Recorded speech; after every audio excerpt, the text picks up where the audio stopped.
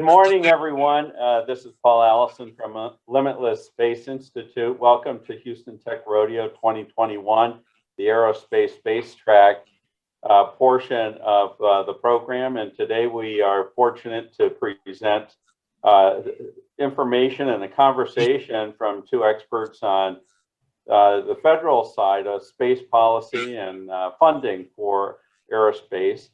We have the Honorable Congressman Dr. Brian Babin, who has been an outspoken advocate and support of us for many, many years. Welcome, Dr. Babin. He is the U.S. House of Representatives, Texas District 36 representative, which includes the Johnson Space Center. Welcome him from his office in Washington. And Chris Shank, who is on our Limitless Space Institute Board of Advisors, also an advocate for aerospace industry and former director of Strategic Capabilities Office. I want to say thank you to both of you and all of the audience for hanging in there for our short delay this morning, and promise you a great conversation between two of them. I'm handing it over to you guys, and have fun. Thank you. Thank you, Paul. Thank you. Thank you, Paul. Appreciate it. Hi, everyone. My name is Chris Shank. In Houston, we have liftoff.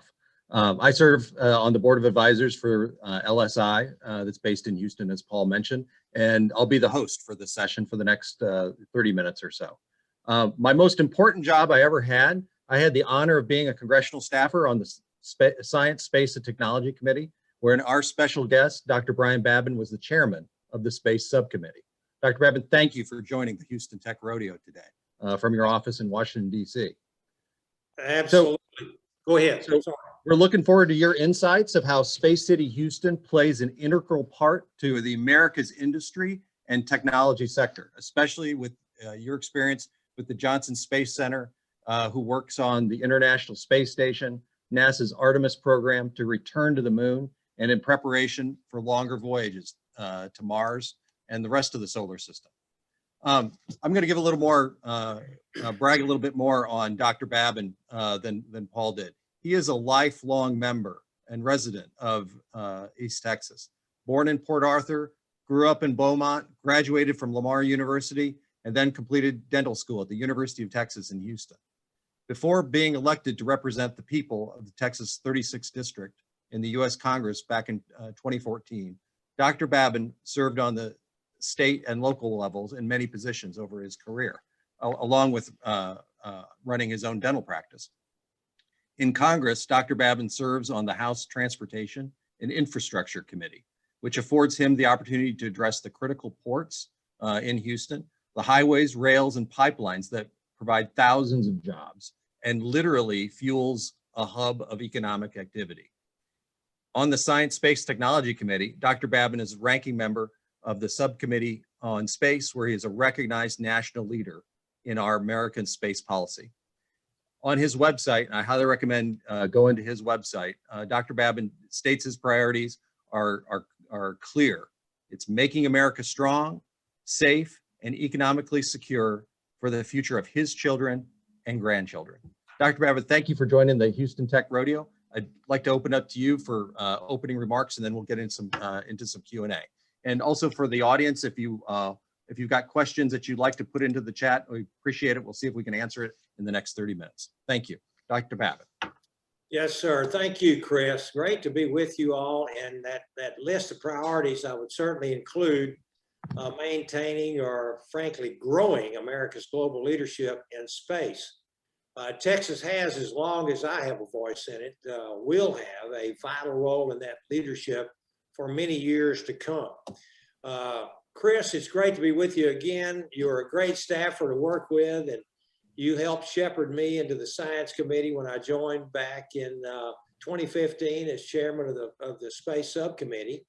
At that time, you were working for the full committee chairman, and I'll bring him up because he's still a great friend. That's Lamar Smith, also a Texan. He's since left Congress and retired.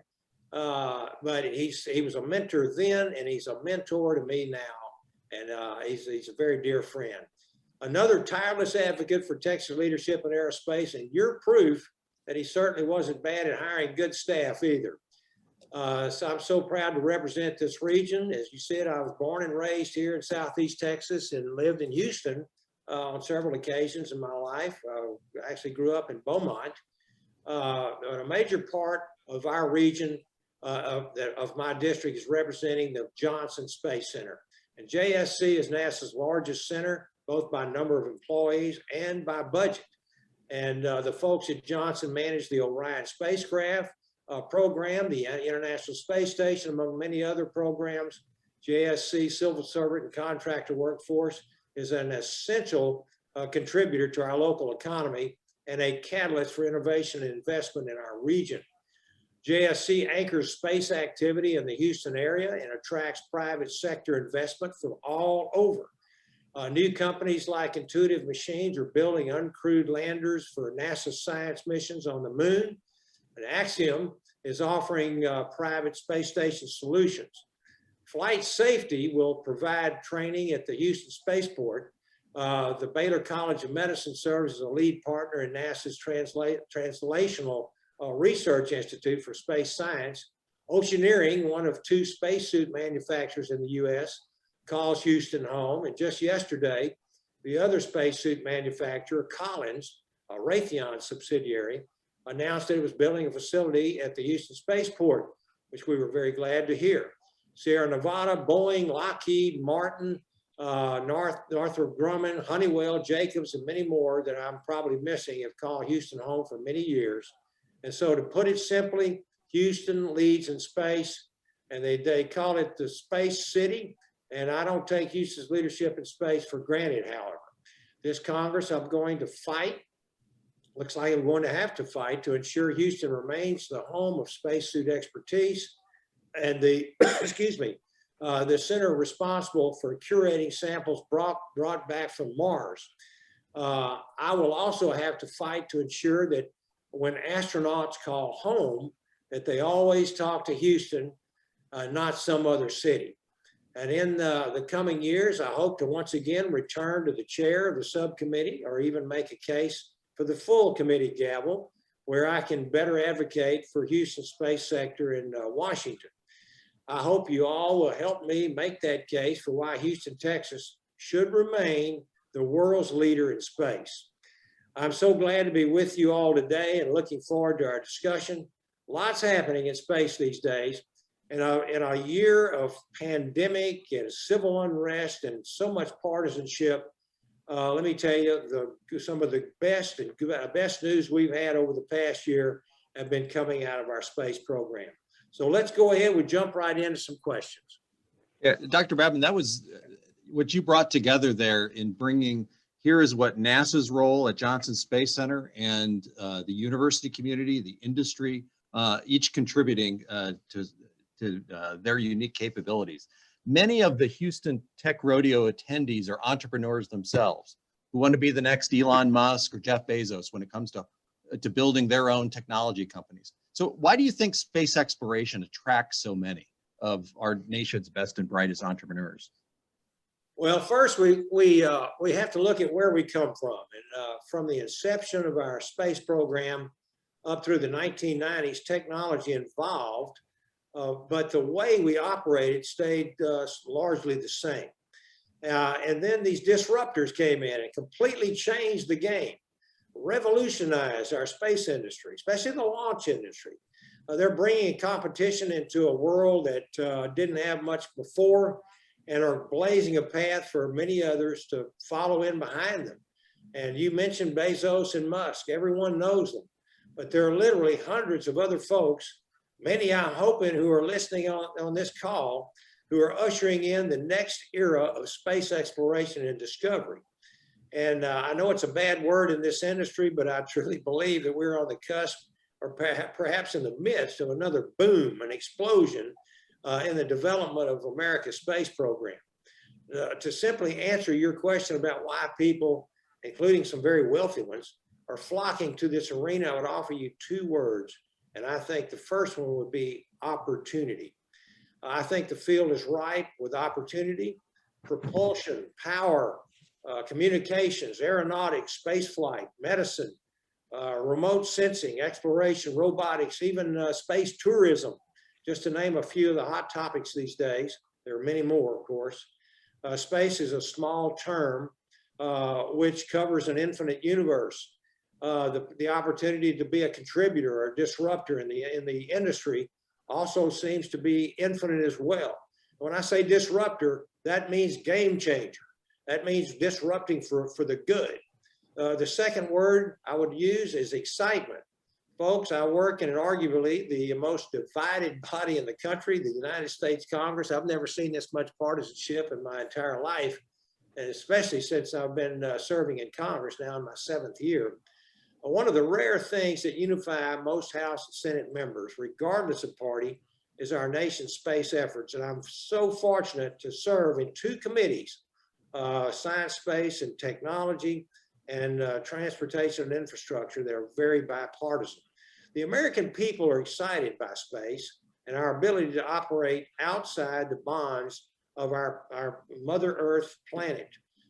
Space is exciting. People have no problem dedicating their life to the industry surrounding it. Exploration, I think, is in our DNA, especially for Texans. And so I would say those are probably the best reasons for the answer to your question. Opportunity and being a disruptor. That's amen. Congressman, one of the biggest infrastructure projects ever undertaken by humankind is the International Space Station, which is operated at NASA's Johnson Space Center. It's been in orbit for over 20 years, and the astronaut crews on board, both Americans as well as 18 other countries, have performed amazing medical research to benefit life here on Earth, as well as test technologies NASA is going to need for longer voyages. So what do you think that we can expect to see in the next 10 years for the International Space Station? And people are talking about commercial and private space stations. Where do you think that's going in the next 10 years? That's a great question. I really appreciate that, Chris. You know, I'm proud to see the full utilization of the International Space Station now that the commercial crew program is turning on. That's some of that good news I mentioned a while ago. We're launching our own American astronauts on American rockets from American soil. And now I couldn't be more pleased to see that. More astronauts on the International Space Station equals more research and science, more tourism, more spinoffs, more economic profit models, if you will. But let me make something real clear off the bat. When it comes to our major programs like ISS, I don't want to ever see a gap, a capability, a space gap occur again. We've seen it happen too often. And what comes to mind immediately, and I'm sure in yours as well, and that's the cancellation of the Constellation program. Look what happened at Kennedy, and look what happened at Johnson as well when the shuttle program shut down. And whether the follow-on is to the International Space Station is a national program or one offered by commercial providers, I'm open to exploring it as long as we don't lose that knowledge-based skill set. And it's also, there's a national security aspect to that as well. We have to stay in low Earth orbit. And I have advocated for International Space Station extension, and I will continue to do so as long as that ISS remains technically and fiscally, economically viable. It won't last forever, of course, we know that. So we need to be ready for that follow-on and looking forward to commercial platforms from which we can leap into other areas that would be beneficial. The bottom line is we cannot give up on low Earth orbit. I'm not interested in ceding any more turf to China. And yes, the Chinese recently launched their own space station here just a few weeks ago. In fact, that's where that rocket body that was coming back to Earth, that was a Long March 5 rocket body that didn't know where that was going to land. And they've got that their own space station now. So Absolutely. Definitely a national security concern. Very much so. So Congressman Babin, what do you think of that burgeoning space tourism? You know, there's the suborbital flights that are being conducted from Virgin Galactic and Blue Origin, as well as to the International Space Station, like with Axiom taking some folks up. Would you take a trip? Would you encourage your children or grandchildren to take a trip? That's a great question. And, you know, I would say that when I was a little younger, I certainly would have. Today, you know, and let me just say this, Bill Nelson is now our new NASA administrator. And well, we know that John Glenn flew as a senior citizen. But I'll tell you, there are younger guys and ladies who I think would probably do a better job up there. Maybe some of my kids and grandkids, certainly, but you know, I don't know. I could certainly be talked into it. I think it'd be a wonderful, wonderful experience, you know, and just kind of to see what it would be like to be weightless and just to say I'd done it, you know. But let me get back to one other thing, if you don't mind, Chris. You mentioned it about China recently launching their space station, and they're landing on Mars. China is a problem, and it's not just in space. It's certainly including space. But China is prioritizing and pushed the war fighting, the contentious relationship into the space domain. So we have to be ready for them. We can never cede ground. China space station is another reason that we need to be very careful about preventing a gapless transition into our human low Earth orbit capabilities that I just talked about. We aren't the only show in town anymore, folks. If America is going to continue to lead the world in space, we cannot allow adversarial nations to take the lead. We must be very careful there. Yeah. So do you believe we're clearly in a competition when it comes to dealing with China, when it comes to either space exploration or national security? There's no question in my mind. China sees space as a way to legitimize Communist Party rule. I think the differences between our culture and our philosophy, our freedoms and liberties that we so appreciate and have codified in our U.S. Constitution, as opposed to China, the most surveilled population on earth. I'm not going to minimize what China has done, the enormous leaps technologically and economically that they have made over the last decades, but the human, the inhumane treatment, the Uyghurs, the surveillance, the forced harvesting of organs that we're seeing in China, they can accomplish technological feats, but you know what? We have to maintain our way of life, and I think it's important for America to be at the forefront.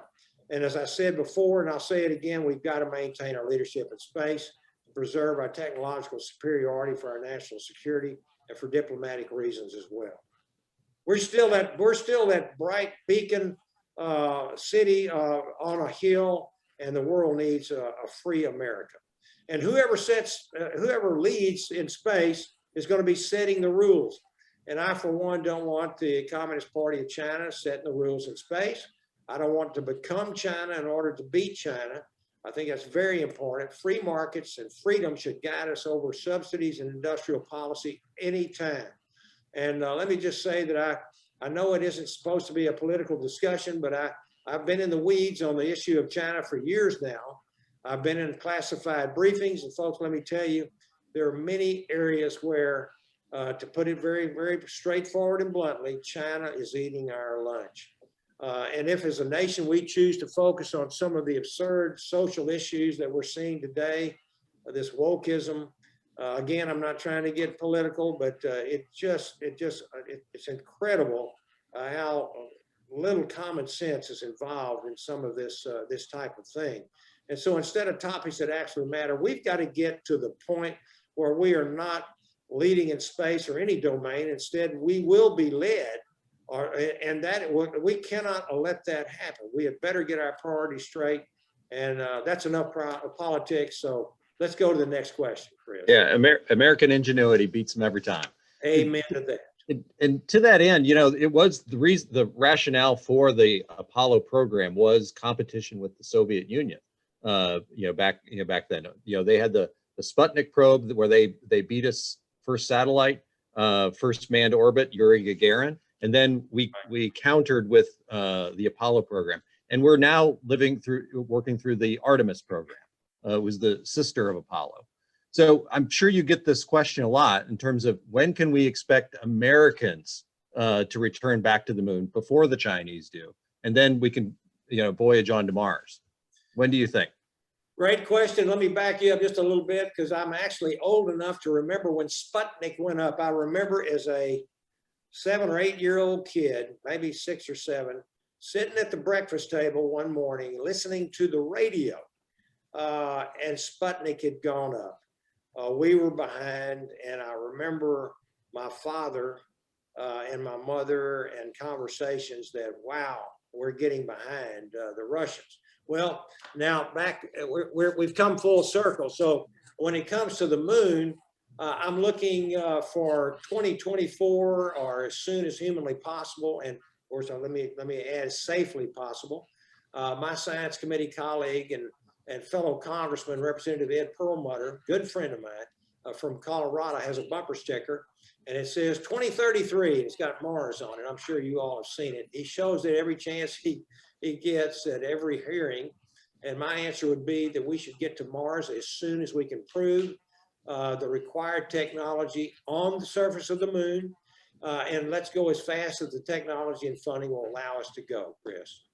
No, sir, we're starting to bump up on time, so I'm going to get to get some wrap up questions. So sure. You've got us into the next decade, and now I'm looking at what comes next. And as Paul mentioned, we work together on the Limitless Space Institute based in Houston, which right. is looking at the fundamental physics of going even further than that, going interstellar, with our travel. This may not be in the 2030s, but this is, an eminently, important, way to look at this is, where our destiny lies, always on the frontier. You've got that picture from the Hubble Space Telescope in your office behind you there.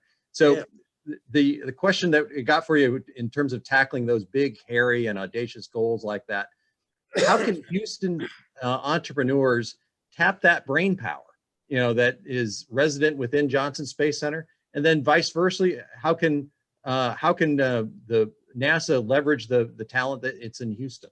So what advice do you have? Amen, Chris. That's all good stuff. It's so important for our region and for our nation. I'll go one step further. Houston isn't only America's preeminent center for human space flight. It's the global epicenter.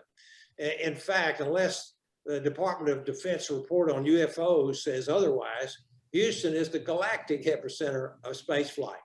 I'm working tirelessly to make sure that stays the case. And so many folks are moving to Texas right now from all over, especially California, though. But California and New York have lost more people over the last year than they have ever seen. We have common sense laws. We have loyal leadership.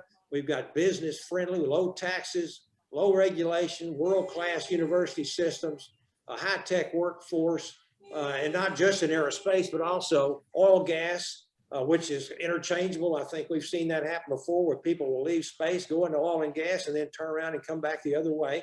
We've got finance, agriculture, shipping. We've got great transportation and infrastructure. I represent 4 ports, including the busiest port in the country, and that's Port of Houston. It's just a wonderful region, and it's a wonderful state. And to all the people flocking here, I welcome you with open arms, but I want to have a caveat. Add that, a word of caution. Don't turn us into the place where you came from. You left New York and California for certain reasons.